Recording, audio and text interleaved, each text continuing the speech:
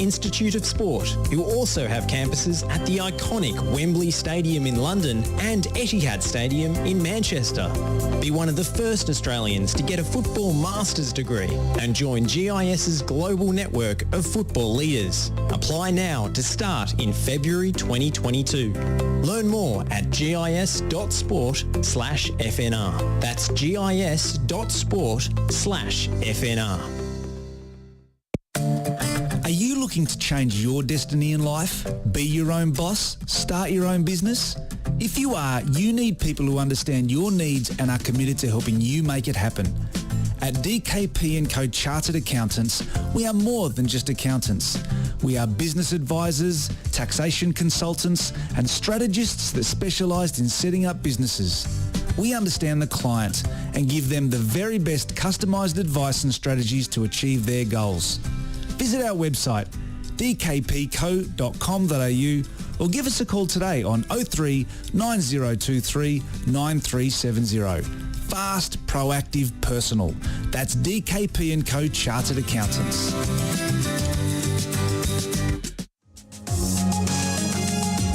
You're listening to the State of Our Football Nation on FNR.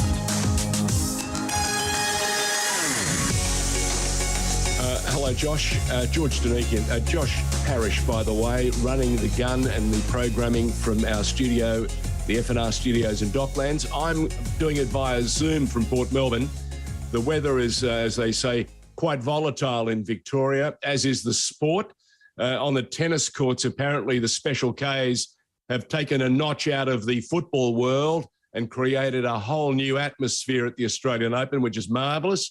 Even Channel 10 has reminded us about that.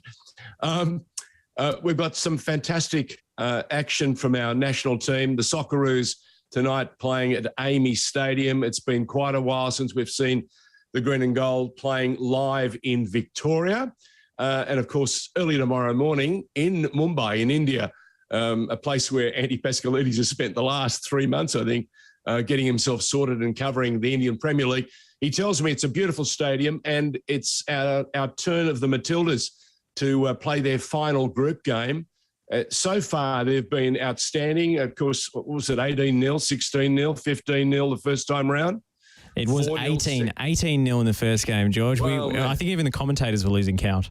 It was, the only thing that worries me, Archie Thompson would have been seriously stressed. Well, it was actually comparable, that game, to the American Samoa match, in that I don't think beating Indonesia 18-0 did much for Indonesian football, as was argued by some commentators afterwards. But, they all got selfies with Sam Kerr, at least. They can treasure that. And, in fact, you mentioned the selfies with Sam. The goalkeeper, who copped 5, was terrific. She, when I say cop 5, she copped 5 of Sam Kerr's best. She tweeted that, and she had a photo of her and embracing Sam, saying, I was there. I copped 5 from the best. I just think that adds another layer of sporting love and bromance and romance and everything else that goes with it. Terrific fun. Look, it was one-sided, no two ways about it. But sport has always been like that. I can remember a time not that long ago when a place called Bangladesh would bowl underarm, wasn't bowling too much overarm. And these days, Bangladesh has sent a team to the home of the world champions, namely New Zealand, and knocked them over. It's so much so that they've upset the apple cart and allowed that loss to bump Australia to number 1 status in the world in cricket. So, mate, those scores, they have a way of getting back at you. I suppose so, but Thailand, it's going to be great to hear Teo Pellizzeri back on Matilda's duties for the first time in, I think, 2.5 years since he's done a Matilda's game, and he's going to be ably supported by a couple of the other talents on Channel 10 as well. I believe it's Grace Gill and Amy Chapman as well. Yeah, look, I think Grace has shown us a new perspective, which is terrific. I've loved the fact that there are a crop of young broadcasters coming through. And just as I'm delighted with some of the work that you've been doing lately, in fact, you had talk about joys. Josh Parish got a chance to co-commentate with Alex Chidiac, ex-Melbourne City, now Melbourne Victory, but a Socceroo. A Matilda, I should add. I think the Socceroos could do with her, to be honest. Yeah, well, her industry and inventiveness in the midfield wouldn't go astray with it. Honestly, she is a talent. Has been for quite a while. She's suffered from maybe some international moves that haven't gone as she'd hoped, and hasn't played injuries, as much football in the past couple of years as a player of her talent should. But I still think we've made a bit of a mistake leaving her off the plane for the Asian Cup. But then again, I'm biased because I've worked with her now. So she was fantastic value. The event yesterday was the African Nations Cup in Melbourne, run by Football Empowerment. So it's a tournament that happens every single year. They move heaven and earth to get this thing going because it's quite an undertaking. There are full group stages and knockout rounds over the course of January. And the grand finals are always on Australia Day, which I think is a fitting celebration of our multicultural nation and what we strive to be. And it's always a great day. The under-18s final was on at 2 p.m. and then our broadcast started at 4 with the women's final between Team Uganda and Team Australia, which is sort of an all-star lineup of all of the nations that couldn't get together a full squad, I suppose, which is nice. And it was a rematch of last year's women's grand final where Uganda won it in extra time. So Australia got their revenge. They won 1-0 on a very, very hot day, but it was a really well contested match and a finally taken goal. Josh, let me ask you, because you've had the perspective of watching it last year and this year, and in fact you've watched it for a number of years now. Talk to me about the level of the game, the quality and skill on show. Are we seeing more maturity each and every year, and are we seeing more players able to show their value? Well, the amazing thing about it, George, is not only are some of these players representing their country of origin in this community tournament, they're also representing their country of origin in real international matches. So the South Sudan team that took to the field in the men's grand final against Kenya contained a number of players who actually received caps in World Cup qualifiers, and they ply their trade in the NPL Victoria ranks. But they're also called up to the national team and go on these amazing trips across the globe to represent their country. And it was great to see some of those guys in action. Yach Bol, I thought, stood out, the Geelong Soccer Club defender who just has an outstanding range of passing. But it was actually the young stars of Kenya who shone on the night. They ended up winning 4-1, and it was almost an entirely under-23 lineup, even though it was a senior men's competition. Their star player, who ended up being the top scorer in the whole tournament, Chol Gabriel, was breathtaking. He's only 18. He scored 2 in the grand final, top scorer in the whole tournament, playing against a lot of NPL players. And last I saw, with my limited research available, he was playing State League 4. So there were undiscovered gems out there. Well, tell me, did you see Michael Petrillo, the head of football from Melbourne City, who we're going to be talking to a little bit later on? Was he there, hiding, lurking in the shadows? I'm not sure. I couldn't make him out, but there were about 1,000, maybe 2,000 people in attendance at Ralph Reserve, the home of Western Suburbs. It was just an amazing atmosphere. I couldn't believe the turnout this year. It just gets bigger and bigger every time. It's such a good event, and the finals were of such high quality and intensity. It was a lot of fun to broadcast, I have to say. It's one of my favourite events of the year. So if you get a chance, their replays are available on all the FNR platforms, and I'm going to be putting up some highlights reels as well later today. You reminisce, talk to me about how exciting it was and how you've been delighted to be a part of it. And congratulations on that the effort, from all reports, it's been well received. It reminds me of a World Cup, a mini World Cup that we did at Knox City in the mid-'80s. Les Murray came down. I was flown down from Sydney, and we not only played, we co-commentated, we did the whole box and dice. And like you said, there were thousands. So we've always had this wonderful spirit here. We just need to support it more often, I think. 100%. Because you're right, there are gems everywhere. And that Knox City tournament, in some form or another, George, I believe is still going. That's the All Nations Cup, if I'm not mistaken, which we've gone down to do with FNR before. So that happens in November. Do you think there might be a golden oldies, rep five-a-side? Oh, we'll have to ask Knox City Soccer Club to put on an extra division for you, George. Oh, God. Speaking of important games, we mentioned it's the Socceroos tonight at Amy Park. And, of course, in the early hours of the morning, I think it's 1 a.m, on live and free on Channel 10, okay? It's the Matildas playing their final game. So very special, very special. Speaking of special things, Josh, one of the things on State of Our Football Nation is that we try and give you a sense of some of the stories that are making headlines, not only here but across the country and simmering and going across the globe. And there's a big story that you and I can't touch until 7:30. Only problem is our broadcast or our telecast or our podcast finishes at 6. Thank you very much to Football Australia and to everyone associated. But what I can say and what you and I can talk about is the select group of individuals who've been honoured for their services. They are top of the tree and they have served their dues, have they not? Oh, 100%. It's a great list.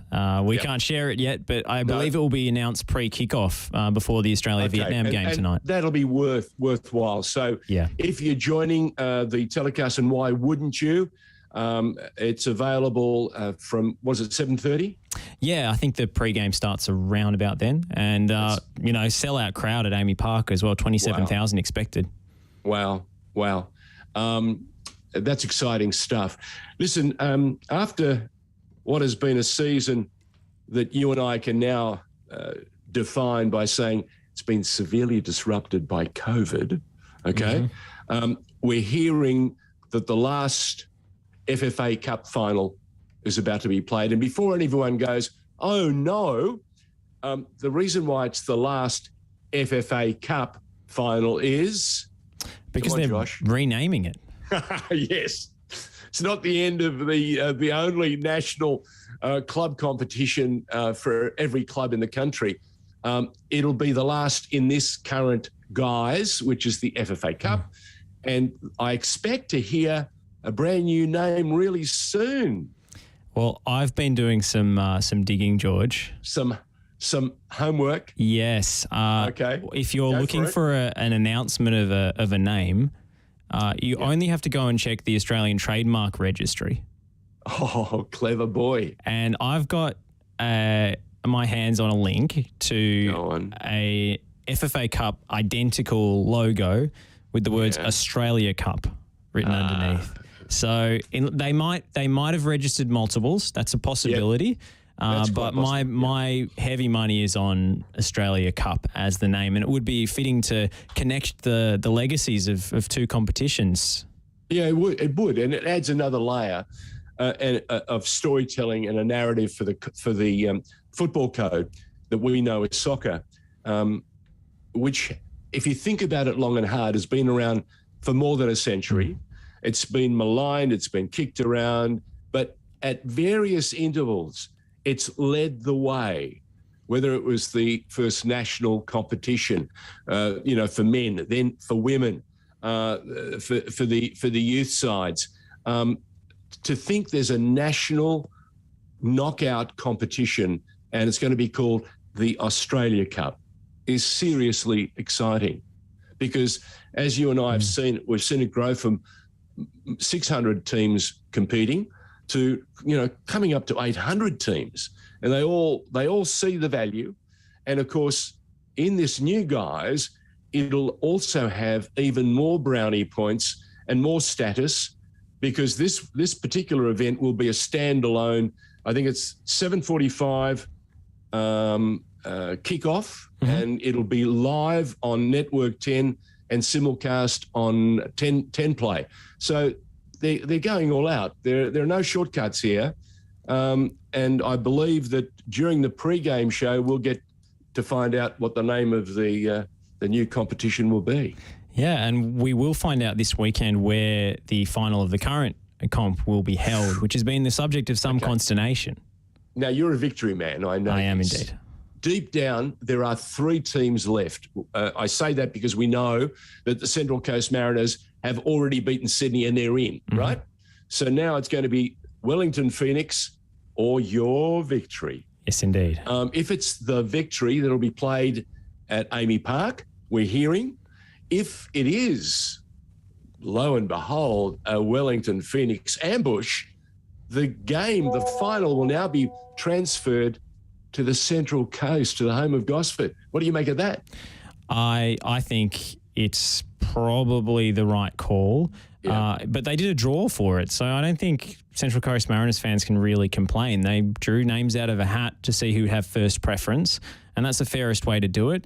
But you also have to keep in mind that Football Australia doesn't share in all that A-League TV revenue anymore, not to the same degree.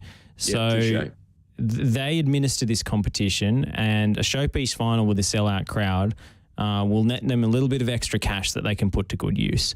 So, yes, I love the romance of the Central Coast Mariners comeback story and where they've come from and where they've got to.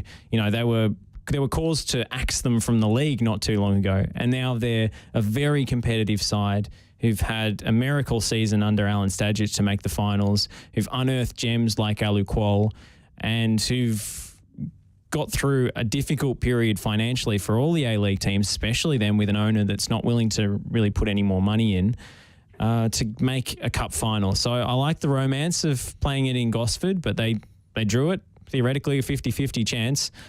So I don't think Mariners fans can really have any complaints about the situation, and they still might host it. There's no guarantee Victory are going to get through. There you go. Something that took my fancy, I saw it on my timeline, it popped up, and it was a little piece written by Donikian Wojtek. And if the name sounds familiar, you'll understand why, because 55 years ago this year, and I'm talking back in 1967, the Socceroos played Vietnam. It was the first time, and they managed to win. The Socceroos won 1-0 in a place called Saigon, which was still at war, I think. The great Johnny Warren was the man who etched his name on the scoring board, and he silenced what was a capacity crowd at the time. But Damien's father, Billy, of course, was one of the 6 Victorians who played that particular day. He's also the last Victorian, right, who's still living in Victoria, or in Melbourne rather, and he's going to, I suppose, absorb those memories, because he's going to go along with his son to Amy Park. He'll be Billy Wojtek, the great Billy Wojtek, will be there with his son Damien at Amy Park, and I hope the organisers have something special set aside, at least to acknowledge him, because it'd be terrific if the Socceroos can, one, notch the victory that they absolutely need, and do it in a fashion that will bring a little sparkle to Billy Wojtek's eyes, and bring him back some rich memories. I believe we've had Billy in the studio for a Night Train episode in the past, or maybe it was a Pioneers. Oh, I think both. It's quite possible. might have had him in for both. So he's a thoroughly charming man, he's got plenty of war stories. So he's a legend. Literally war stories. I believe he made the Melbourne Knights team of the century as well. With his on their wall, there's when I was there doing a pre-game event for the original derby against South Melbourne last season. There was a mural on the wall in the club rooms there with their team of the century, and Billy Wojtek taking pride of place up front.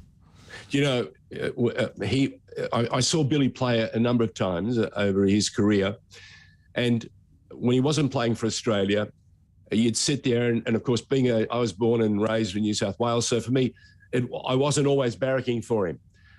But when he was playing against us, I would sit there and bite my lip. I never wanted to say the wrong thing. I never wanted to gee him up in case I said something that would, encourage him to just flex and showcase his marvelous range of skills. So I just sat there as a seasoned football fan going, chewy on your boot, chewy on your boot, chewy on your boot, Billy Wojtek. I didn't really mean it, but that's what happens when you get very frustrated. When you see a seriously talented footballer putting your side and making them look like ordinary or novices or second rate, which was quite often. He was very, very special. And he'd remember the wonderfully talented youngster, the V-Bomber. And he may well have had a very big role in those early days of steadying, Big Mark. 100%. Especially when he, big raw bone guy, just could play football. Yeah, some amazing players come through that team. Speaking Socceroos, George, we should preview this match coming up tonight because it is really a must-win against the bottom team in the group if Australia are going to qualify for the World Cup. It's going to be tough if they don't get 3 points.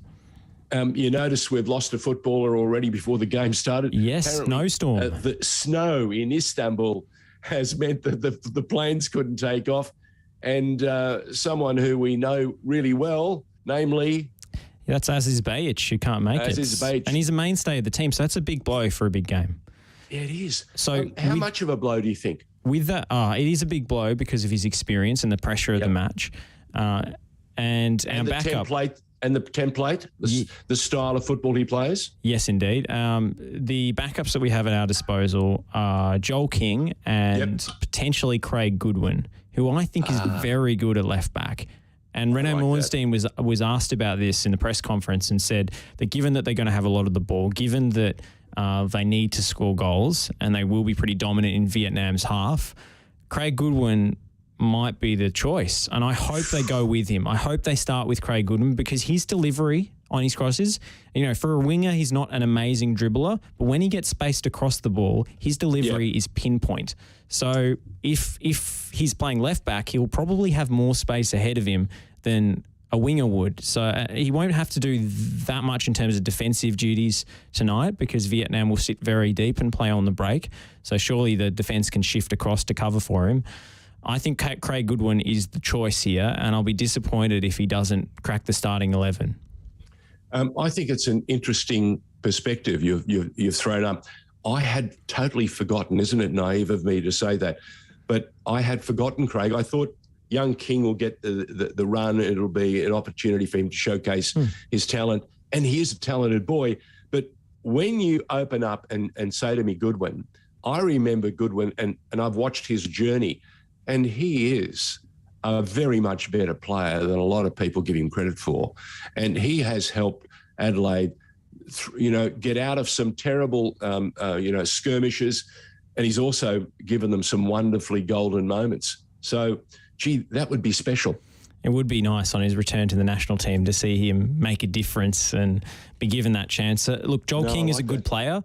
I don't think he's in his career best form. It's an odd time for him to break into the Socceroos setup because Sydney have been off the pace, and I think Joel King has also been off the pace this season. Yeah. So I don't think he's at the peak of his powers right at this moment. He is a Socceroos caliber prospect in the future, but I think starting him in a game like this when he's not feeling his best, when he's not playing his best, might be a mistake. Our next guest, Michael Petrillo, is head of football at the champions of the A-League, Melbourne City. He might have an interesting take because he's probably seen Craig on both sides of the fence. In the early days in Adelaide, and of course when he was at City, and Melbourne Heart. Yeah, and there's some good left backs coming through at City as well.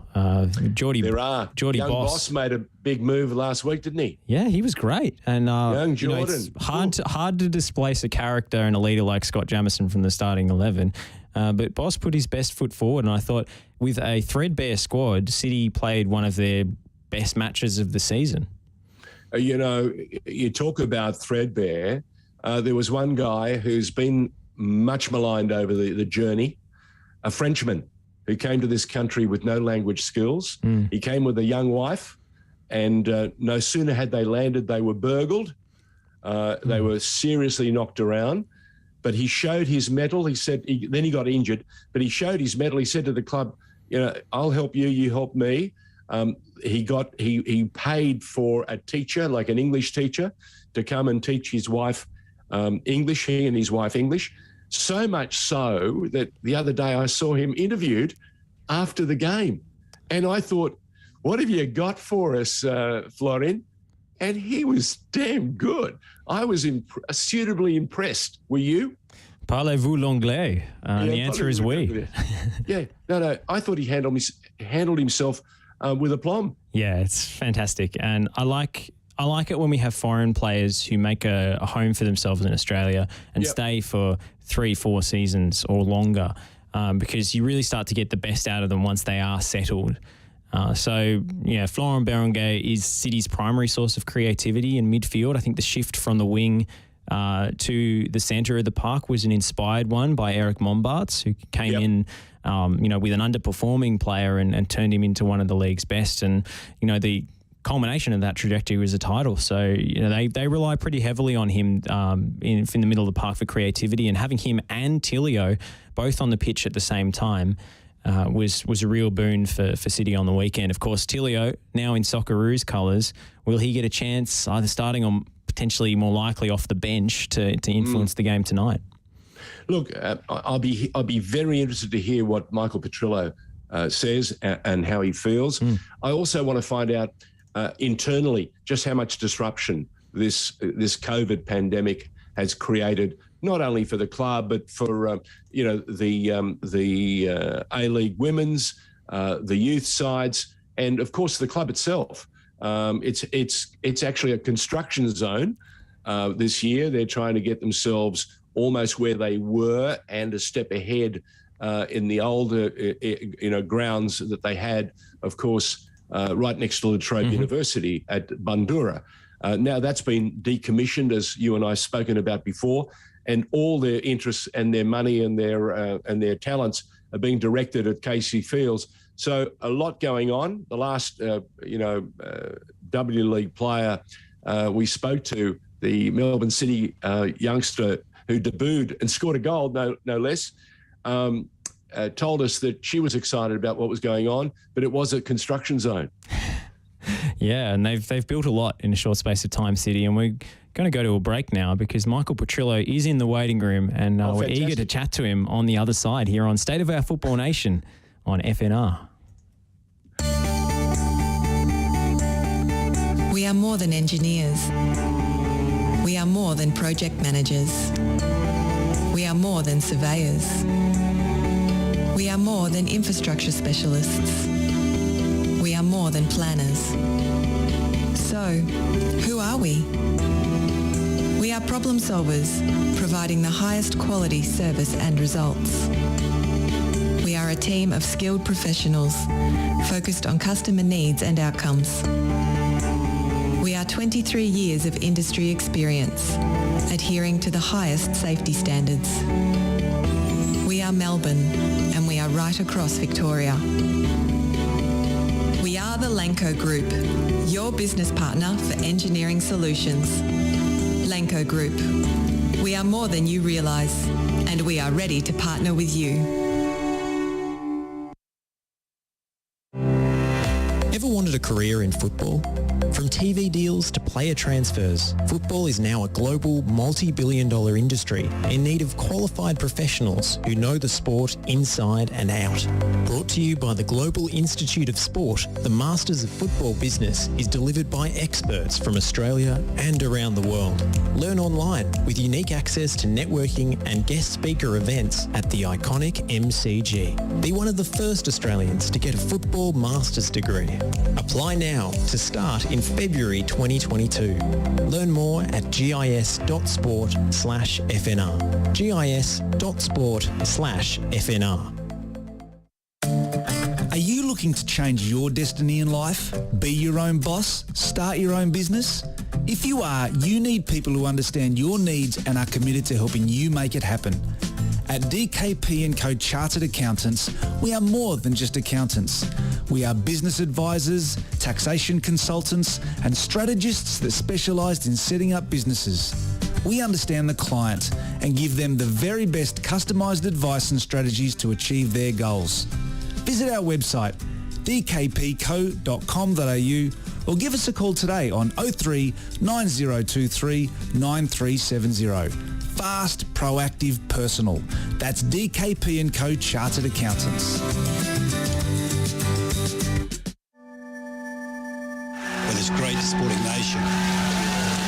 has yet to embrace fully the world's greatest game. And for so long of trying to have the game accepted. And when I'm up to the big football field in the sky, I just want people just to remember I told you so. And suddenly the complexion of the game changes.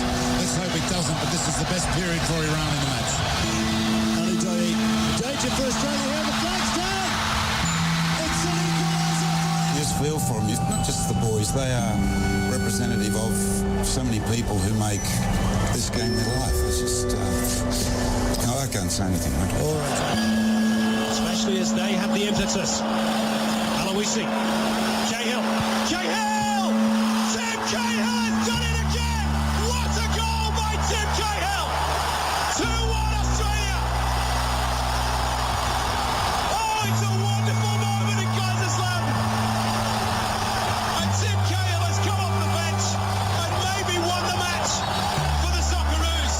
You're listening to FNR, Football Nation Radio.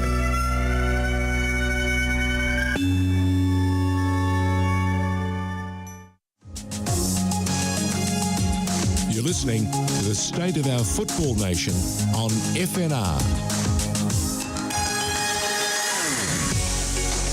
It's that time of the week when we get to talk about the state of our football nation and the amount of guests that we've had this year, that, even though it's early in the season, has thrilled both Josh and myself.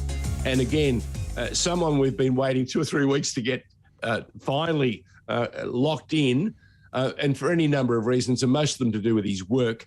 It's been almost impossible, but lo and behold, we've created some magic, and we actually got his wife to lock him down at home so we can catch him. His name is Michael Petrillo. He's the head of football at the champions, Melbourne City. Welcome to FNR, mate. How are you? I'm good, George. Thank you. Yeah, it's a pleasure. And thank your wife very much. We'll send her the keys in a minute so she can, take the lock off. What's it like? What's it been like this last month with COVID knocking you guys and girls? It's been tough because, not only with us, but the other teams as well, because you're not sure what the next day brings. And what about Perth? Perth? And Perth and not being able to travel there. So it's been a really disrupted season, probably more so this year than even last season with COVID. But it is what it is. We've got to try and navigate our way through that. And so far, I think we've done okay. We're probably lucky that we had a lot of the boys get COVID very early on, George. It was wow. Massive amount of players, one after the other. Basically, it was like dominoes. But that's nearly out the way. I think we've only got 2 or 3 of the whole squad that haven't had it. What have you made of some of the stories that have started coming out in social media today, of course, about the, A-League losing sight, losing traction, Channel 10 have picked a dud horse, all the silly stories that seem to emanate at this time of the year because Lord knows someone needs to suck up some oxygen. I'm thinking, guys, there's a COVID pandemic. Yeah. Governments left, right and centre have been closing borders. And you had this nonsense to write? I mean, some days... there seems to always be an agenda, doesn't there, against football in particular. But, if they don't understand the situation, and interesting that they're not criticising the Big Bash League because they're having their own issues. And, there's nothing wrong with the product. It's really strange times. It's unprecedented times. So someone saw a game the other day between Victory and who was it? Who did Victory play last week? Last week. Well, their last game was against Sydney the other night.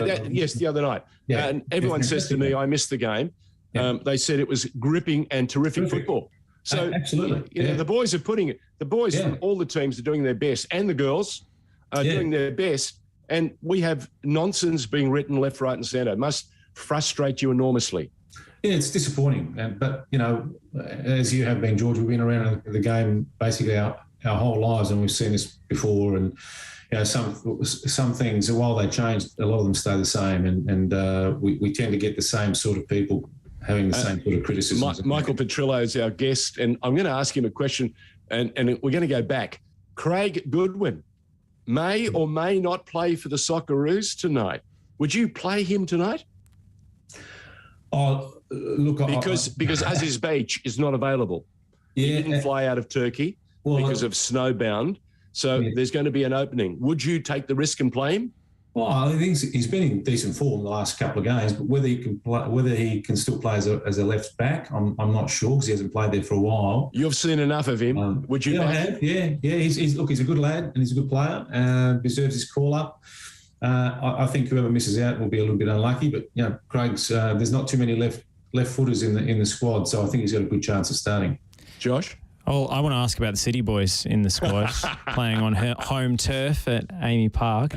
Of course, Matt Leckie and Jamie McLaren headlining it, but also Marco Tilio getting a call up to the senior team, which is very exciting. I've been, I think, one of his biggest cheerleaders going around.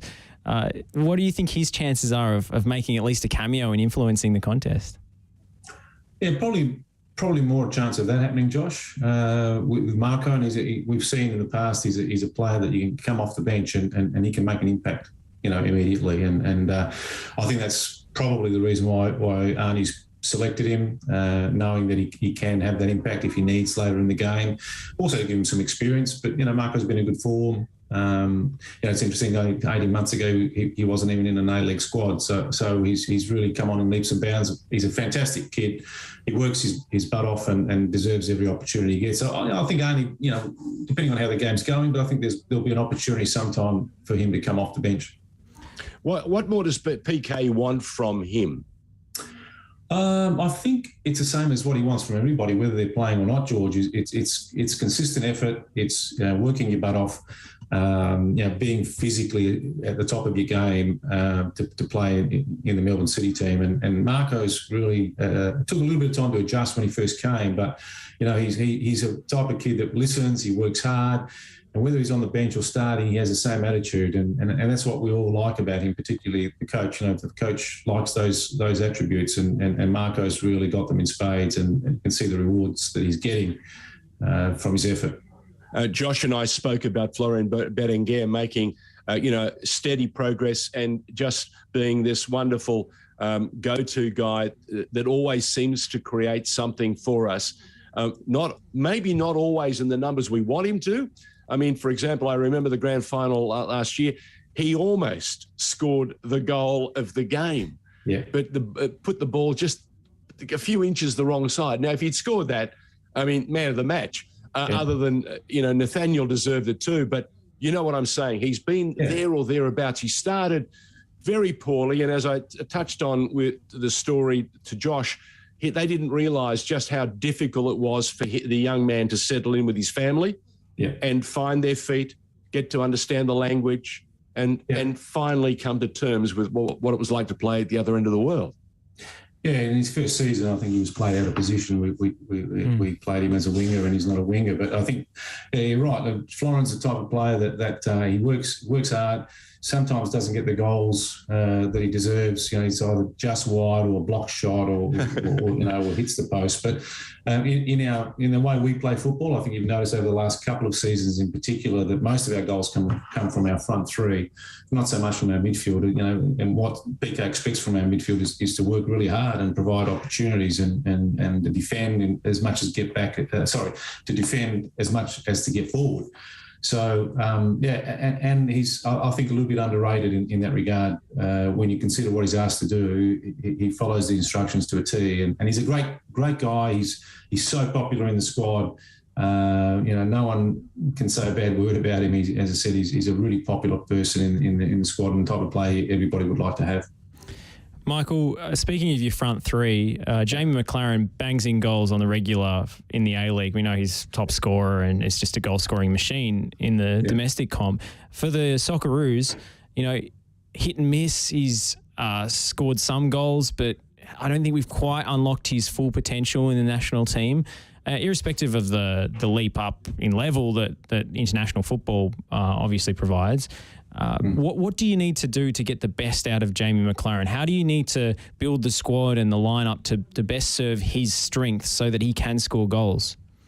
Well, he suits obviously our style of play to a T, and that's it goes without saying when you look at his goal scoring record since he's been with Melbourne City. I think maybe early on in his soccer career he probably didn't get the goals that he may have, but the games that he's played recently, it hasn't been a bad return. The other thing with Jamie, he needs to play consistently, so he needs to play week in, week out, and obviously with the Socceroos and stop-start sort of games that he's had, it makes it a little bit more difficult. But if he finds the confidence from the manager, then I think you've got a really top line striker that will be there or thereabouts to score a goal nearly every game. And I think that's just what he needs, just some consistent game time at that level and confidence from the coach. Talk to us about Matthew Leckie. His form has been up and down, and we understand why. There are complications, his injuries, he got sick. Of course, then he's got the new baby, and you're asking your dad to sleep all hours of the day and perform at night. Again, we forget. Fans are awful. They love you and they hate you at the same time. So what are we to make? What are we to make of Matthew's season thus far, knowing what you know behind the scenes? Yeah, look, Matt's. I've known Matt since he was 18. When he was, is that right? Yeah, I signed him in Adelaide when he was an 18-year-old. But he's quality player. He's a quality person, and I think everybody that's come to the club in the first 6 or 7 games has found it a little bit more difficult than probably what they thought they would. I mean, we look at Craig Noon and Adrian Luna, Florin when he first came, and the list goes on and on. Even Andrew Naboom, perhaps. But, I think the last 2 games we've seen, a closer version of the real Matthew Leckie. And I think he's just started to find his feet. As you said, we play different game styles, so he needed to adapt to that and learn that and understand that. Had a niggling injury, baby was about to be born, COVID. There's, a lot of things happening in the first 5 or 6 weeks of his life, his career with Melbourne City. So I think you'll see the best of him from now on, George. Speaking of inconsistencies in the season and the schedule, I think it's tough for fans and even media this year, because not only are the games kind of hard to keep track of with all the rescheduling and the shifting around and the uneven fixtures when there's sort of a conference system almost at play, or certainly was at the start of the season. But how do we communicate effectively with the supporters so that they actually know the games are on, so that they can adjust to these sort of kickoff times and so forth? But how we also build, a compelling narrative around the season, because it's hard to say it's top versus bottom when one team has played 9 games and the other team has played 5. Played 3, yeah. Oh, look, Josh, I think they're all good points, and probably, goes back to the point that George made before about maybe some of the criticism that we've got about the league and the crowds and the ratings and et cetera, et cetera. But I think communication is really, really difficult when you've got so many changes happening from one day to the next almost. And when you've got fixtures that are actually fixed, you can plan your marketing strategy or your promotional strategy and whatever it might be. But when we don't know whether in 2 days' time you're actually going to play that game, it's really difficult. And I feel for the APL. I feel for the clubs that are trying to communicate back to their supporters when we're playing. Because I can tell you that there was one point in time that if you had asked me, I wouldn't even be able to tell you when our next game was.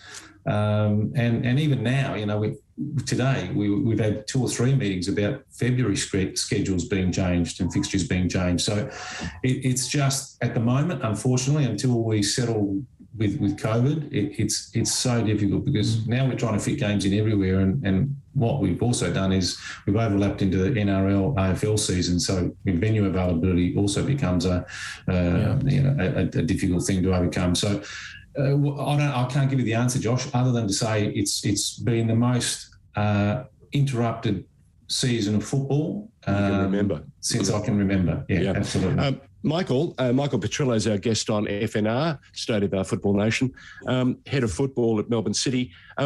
The women's, the A-League women's, the team this year putting some wins together, got a disappointing result the other day, but they were playing away from home against a pretty good side. What have you made of some of the new girls? Yeah, we've had a good start, and there's some really pleasing performances, particularly from the young players that we brought in, Winona Wheatley and Holly McNamara, with Holly making her Matilda's debut the other night. So, with Sydney, they've been together for 2 or 3 seasons. So and they're a good team, and it was tough. I don't think the scoreline reflected the actual performances of both sides. I think it was a lot closer than a 3-0 game. Just some key moments where they scored and we didn't.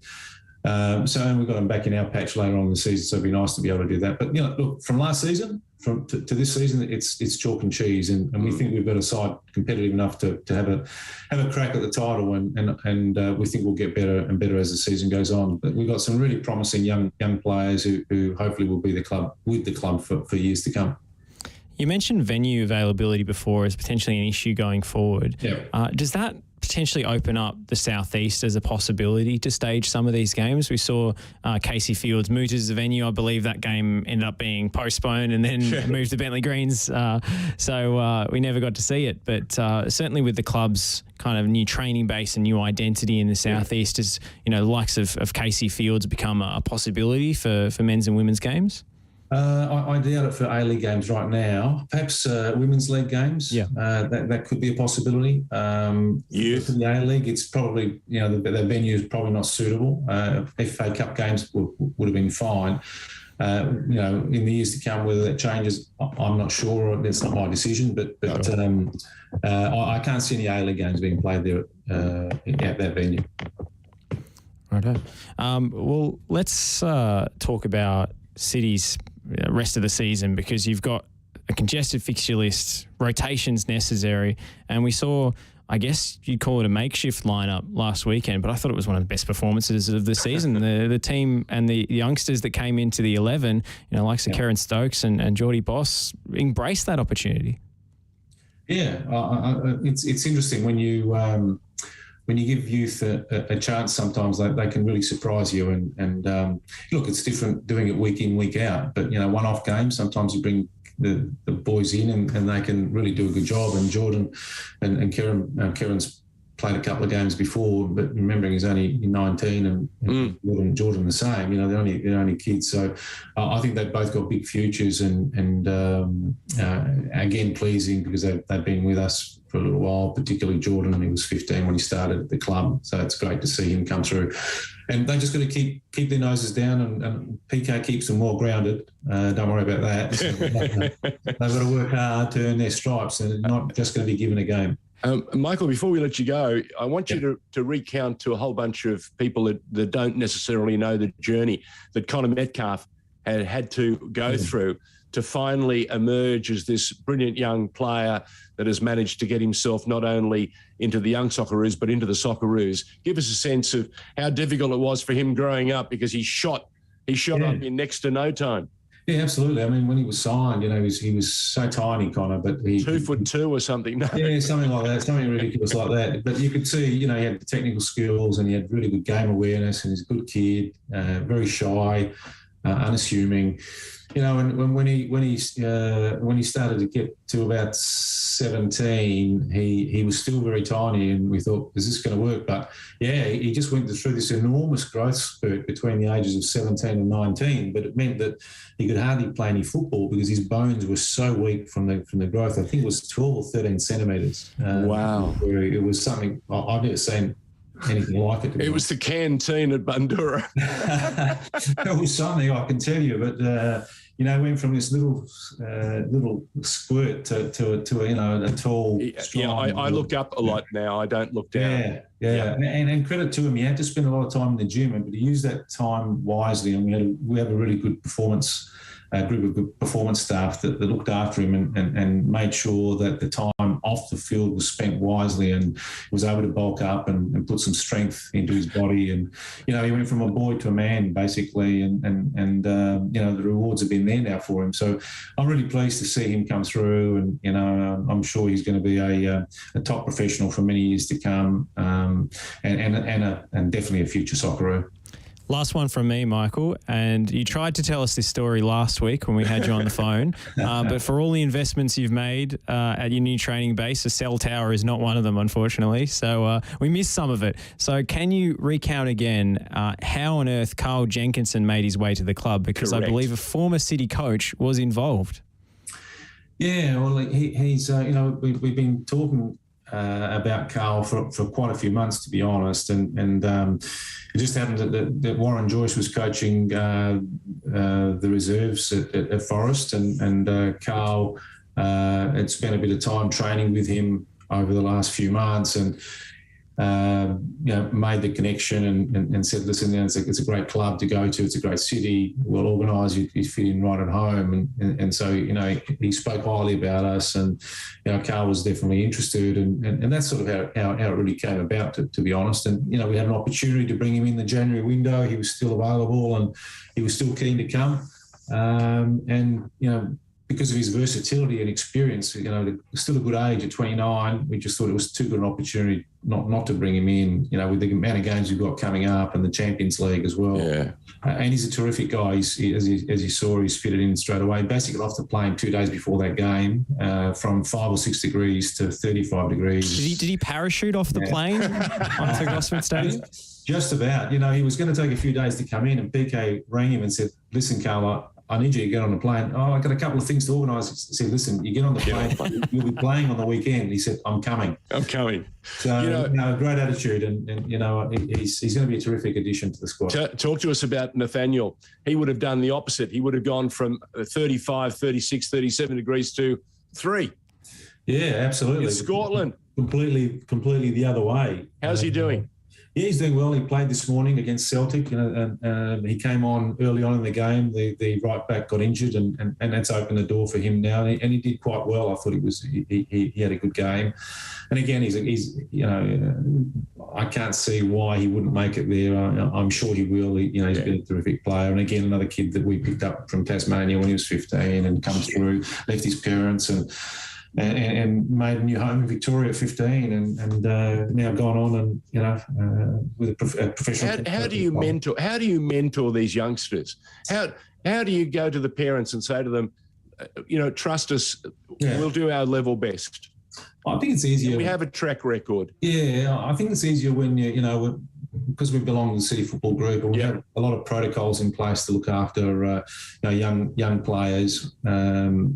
At the club, mentorships and so on. And we've got the resources to provide staff that can look after them in whatever way. And we've got player welfare officer, for instance, a full-time person that her job is to look after the players and make sure that everything's done for them. So, I think for a young player, any young player in Australia, if they, and I don't want to, blow our trumpet too much, but if you're coming to Melbourne City, you're making a great choice because, whilst it's tough and while it's difficult, it really prepares you well for life beyond maybe the A-League one day and to become a future Socceroo, because, we make sure you earn your stripes, but we also look after you along the way. Is the window closed? The window's still open. And we're still looking for probably to add one more player, George. So Josh and I can still continue practicing? Yeah, well, I don't know how long you'll be able to practice for, mate. Right. We'll give you an opportunity. Thank you. You'll have to love your work. Blow the dust off those boots, mate, and the cobwebs. But I think they've turned to rock. Michael Petrillo, as always, mate. Thank you very, very much to you and the entire family at City. Yep. Good luck. Best wishes. Thanks, and the competition is an exciting one.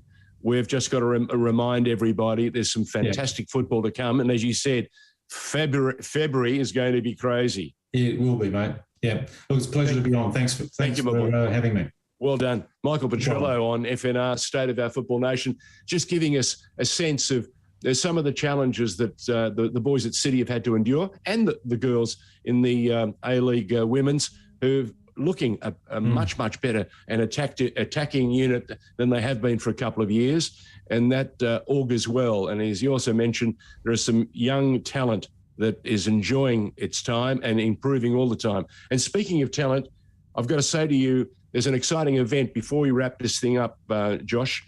You've got a promo piece that I'd love you to play if you can. Right. This is a promo. Talk us through up it, George, because I'm February not sure 4. if we've got it queued up or not. So Okay. February 4, there's a unique event happening live on Facebook and also on the website of Football Australia across the globe. We're calling it Australian Football Legacy, and it's an opportunity to hit the reset button and to grab 12 of the biggest names, people both on and off the field, who've actually made a difference in the last 20, 30, 40 years, and give them a chance to tell us why we should pay homage to those who came before. And as we step up onto the shoulders of giants, what more we can do to make sure that the next 10 years are going to be super exciting, and what sort of champions are likely to emerge both in the men's sphere and in the women's sphere. So it's February 4, live on Facebook and also on the website of Football Australia. It's called the Australian Football Legacy. Take a look at this. George, we'll have to roll it on our socials afterwards. So you teed it up so beautifully. I'm sorry, that's slipped through the net from me. I had to, because Andrew Pascalides and I are going to host it, and he said to me, "Mate, don't you miss a beat." I said, "Mate, I'm going to do the best I can." We're going to try and pay homage to Les, to Johnny Warren, and to all the people who came, not only in those early formative years, but who since have gone on and made a real career, for themselves, but also understand what's at play. Rally Rasic has a famous mantra. He wants to install and create the first genuine Australian football museum. Yeah. And he's got so much memorabilia that he wants to offer up. It's going to be quite something. So Rally is going to be on, Laurie McKenna, Frank Farina, Graham Arnold, Gary Cole, Heather Garriott, who has just been, scoring a number of different accolades over the last year or two, and even some more later tonight. But, some quality people talking about the game that they love and the game that they've played with real pride and with real passion.